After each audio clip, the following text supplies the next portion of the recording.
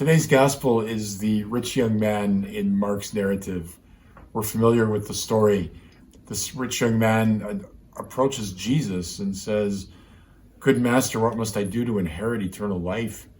And Jesus says, essentially, keep the commandments. And he lists them. The young man says, "I've kept all those. What more should I do?" And it says, Jesus looks at him with love and says, "There's one thing you lack. Go sell all you have and give to the poor, and you will have treasure in heaven, and then come follow me." And the narrative says that the young man goes away sad because he had many possessions. I don't think Jesus is saying in that narrative that all of us need to renounce our possessions and go live in a cardboard box somewhere. But he must have looked deeply into that young man's heart and realized the one thing, the very one thing that kept him from being free and from following the Lord was his attachment to his wealth.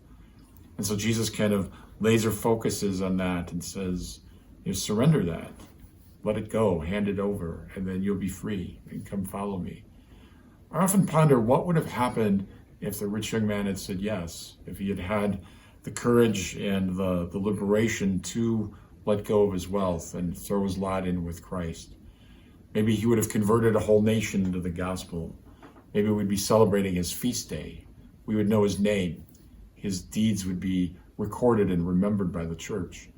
But none of that happened, and he recedes from history.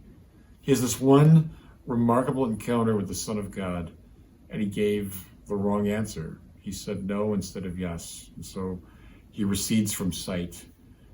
Jesus looks into our hearts, and maybe our deepest obstacle to a life of holiness is not material things. We can ask ourselves, what is it then? Or what is the one thing right now that's keeping me from being free and really giving my life more deeply to the Lord?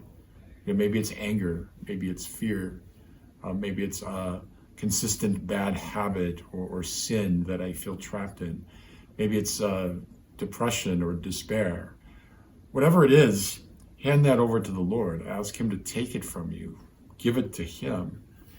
And I think we discover a greater liberation and freedom even in the desire to hand it over. And Jesus wants us to be free of all attachments, not to make us miserable, but to make us joyful. Because when we're free, then we have open hands and open hearts to receive the fullness of him.